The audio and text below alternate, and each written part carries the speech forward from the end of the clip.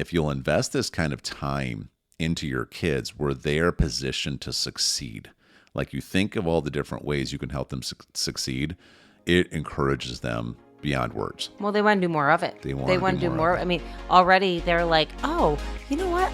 At church, I could serve in this area now. Hello, everyone. We are Greg and Jacquie Francis, and welcome to High Performance Parenting, where our passionate goal is to encourage you to raise champion children in a crazy world. Every week, we will bring you multiple episodes from our extensive experience of raising our six happy, healthy, successful, godly kids who are confidently equipped to win big in life. We deeply believe that any parent who is provided with the right knowledge and continual support can raise amazing kids. And when they do, all of our futures get better. If raising up future generations of absolute champions matters to you as much as it does to us, here's how you can contribute.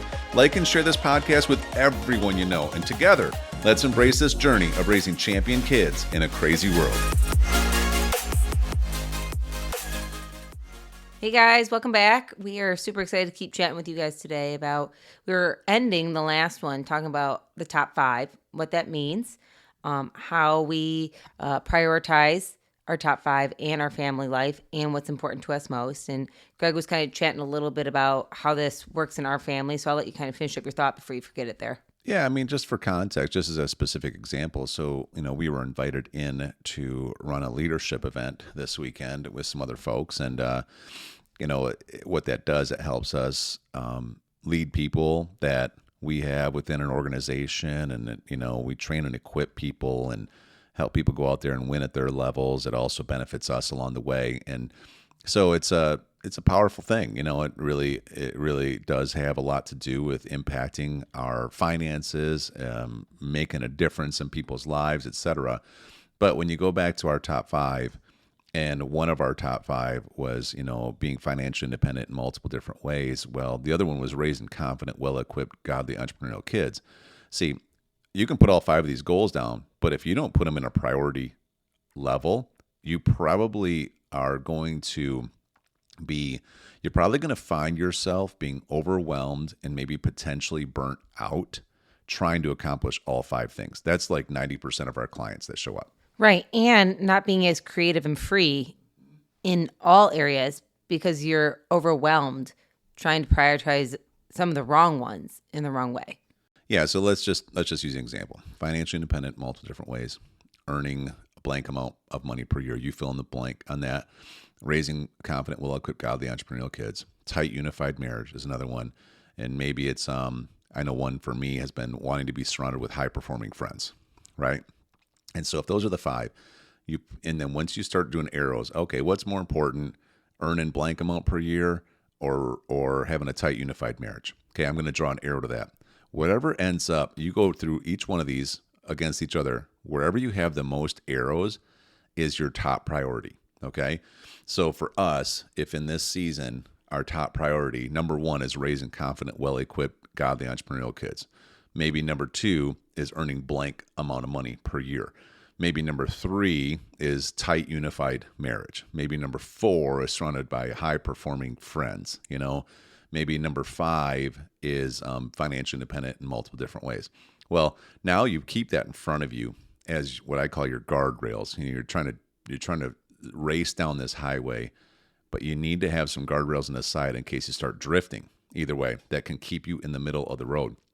And so for us, this conference came up, and but reiterate, you can have all 5. That's right. Yes. The goal is to have all 5. Correct.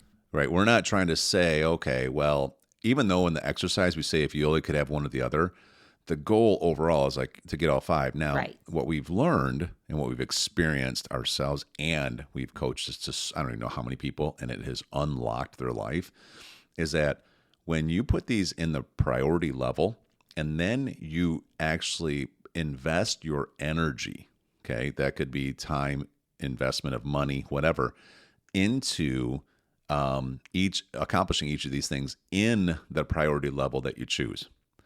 It's amazing how quickly you can accomplish all 5, right? If you don't do it in that priority level, it's amazing how long it can take you to try to get these things done. And unhappy you'll be. Right. We have found so many times you'll actually accomplish the one that you didn't really want as your top priority. And you would think you'd be jumping for joy, right? You accomplished blank that was in your top 5, but it wasn't like your top 1 out of the 5. Yeah. People end up feeling actually saddened by it. They're not as energized by it. They're not as appreciative of it. They're not as thankful for the work they did. They are actually super sad about it. Right. So like for instance, let's say that you had a number in there, you want to earn blank amount of money per year. And really, when you do this exercise, it turns out to be number 5. However, you put about 80% of your waking hours towards accomplishing that. Yeah. Right. So what can happen is within the next, 3 to 5 years, you accomplish your financial goal, but your marriage isn't more tight and unified. You've missed on 4 years of opportunities to actually equip your kids, to help them become more godly, to help them be more entrepreneurial, because you were so focused on the one thing, hoping that if I get this, earn this much money a year, all the rest will just fall into place. And when it doesn't, it's like one of the most disheartening things you'll ever experience in your life. Yes, we've literally seen people, like I said, so upset. So we just always encourage the people that we're coaching to make sure, number one, you're honest with yourself. Yeah. Be honest with yourself, and then be honest with your spouse, so that you both know where each other are at when you go into this exercise together. Yeah. And then prioritize your time correctly so that you actually accomplish what you want, not just what you think is the right answer or what you think you should be doing. Yeah, for sure. So now to use our example of this weekend where we had this conference. This conference helps us with the different levels of, top 5. It helps us be able to get closer to a certain amount of income that we want to make. It helps us be able to create a level of success in one way, amongst other ways. But our number 1 is raise confident, well-equipped, godly, entrepreneurial kids. So even though this is a conference that can do multiple things, what we tried to do was prioritize how can we leverage this conference, even though it's going to do these other things, how can we leverage it to help us equip our kids better? Because it would have been so easy to say, you know what, this checks off 2 or 3 of these things. And gosh, the kids just might just kind of be a burden during this. But because we stay within our priority, we're like, all right, how do we see the opportunity in this? And mostly a burden, not because our kids are a burden or anything like that, but mostly just because there's a lot on our plate. Because of all the rest of the obligations right. that we There have. was multiple obligations for a couple days.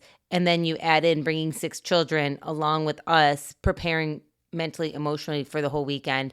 Sometimes life doesn't stop, as we all know. I mean, once a mom, always a mom. So life is still happening in the midst of also taking on a weekend.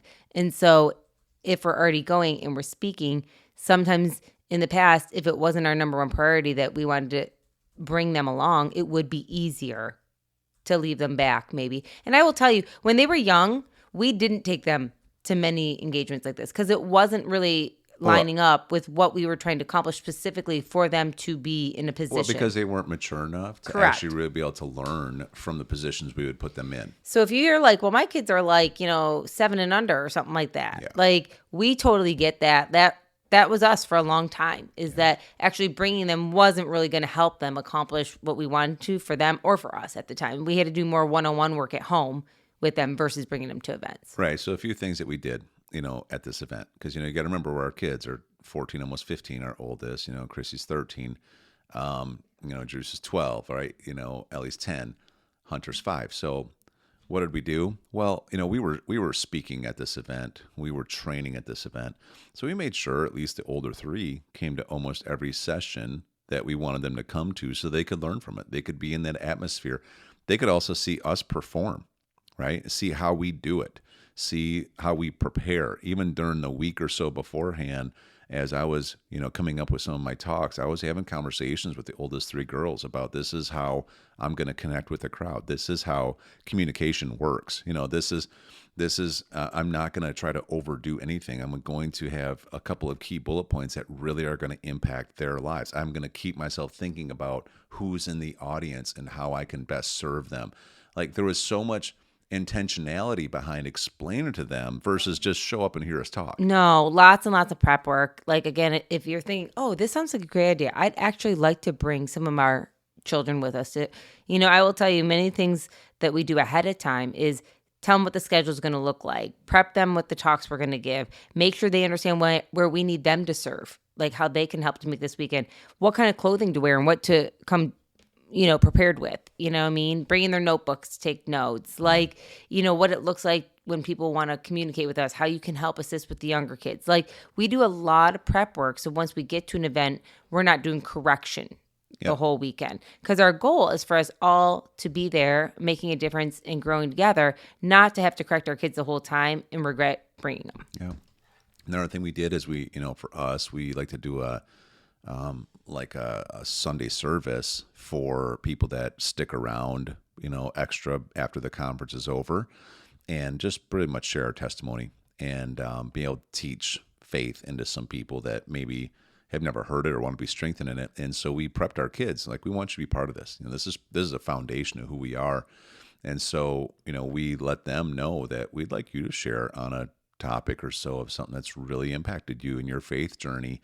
And we told them, though, like, how long? Like, at least a week before, right? Maybe a little bit longer than that. Yeah, I think it was a couple weeks, actually. We let them know. A couple weeks, and we're like, okay. And I said, you got maybe a minute or so each. And, well, what do you want me to say, Dad? And blah, blah. And, in the past, when they were younger, we would give them a little more specific directions so they felt confident. But now we're kind of like, yeah, why don't you tell us in a couple days what you're thinking? And then, honestly, they told us, we said, okay, now come up with 60 seconds of it. And what they do, they end up coming up with what they want to say. They would practice on their own, right? And then come up. You want to say something? Well, a lot of them actually had been studying stuff that was on their heart. Yeah. So when they came up, they were already overflowing, excited to share what they've been learning.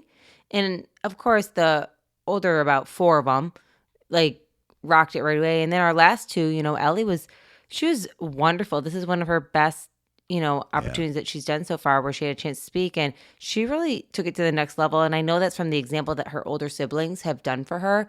And then, of course, even Hunter taking the time to make sure that she told them her favorite scripture that she loved. And it was like, of course, she can't go on and on about, what she's learning in the Bible right now. She doesn't know how to put it into words or anything like that. But just for her to even do her own favorite scripture, everybody was super happy to hear from her. Right. And then after they shared, you should have seen the feedback, and everybody was just like, oh my gosh, it was so impactful. But we also had them share in an environment where we trust the people in the environment. Yes. So we knew that there was going to be positive feedback coming back to them. Some people like what they hear from someone, but they never say anything.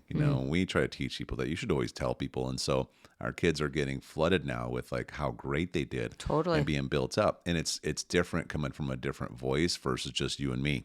And so now their confidence is going through the roof. They really did nail it. Like, they sounded like professional speakers, which warmed my heart. I recorded it all as a proud dad, but they just nailed it.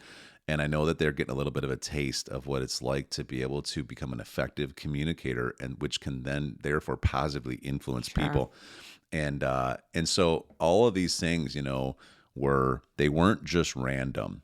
We planned them. We planned to put them in these positions where all of these dynamics would happen. That way, therefore, when we're talking on Monday about all of the 100 things that went so well this weekend that made a difference, that helped people, probably the most important one to me, and to you, I'm sure too, was that we felt like we checked the box of taking advantage of an opportunity to raise confident, well-equipped, godly, entrepreneurial kids, right?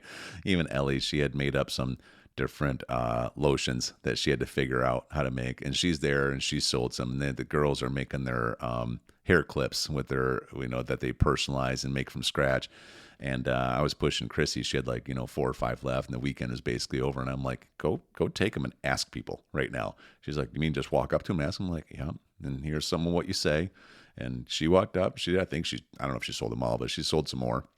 But it's just like every little opportunity we can to teach them how to be entrepreneurial, and to watch it come together. And, the thing I've realized is, if you'll invest this kind of time into your kids where they're positioned to succeed, like, you think of all the different ways you can help them succeed, it encourages them beyond words. Well, they want to do more of it. They want to do more of it. I mean, already they're like, oh, you know what? I think at church I could serve in this area now. Or I think I might try to be the captain of my tennis team someday. Or I'm thinking I might want to go with you next time when you talk. I think I could talk about this, and they just start being creative.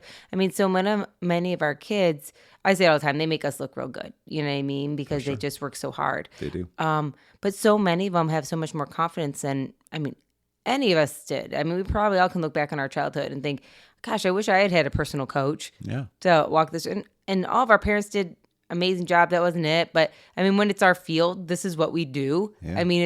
You can see that the kids are thriving from it.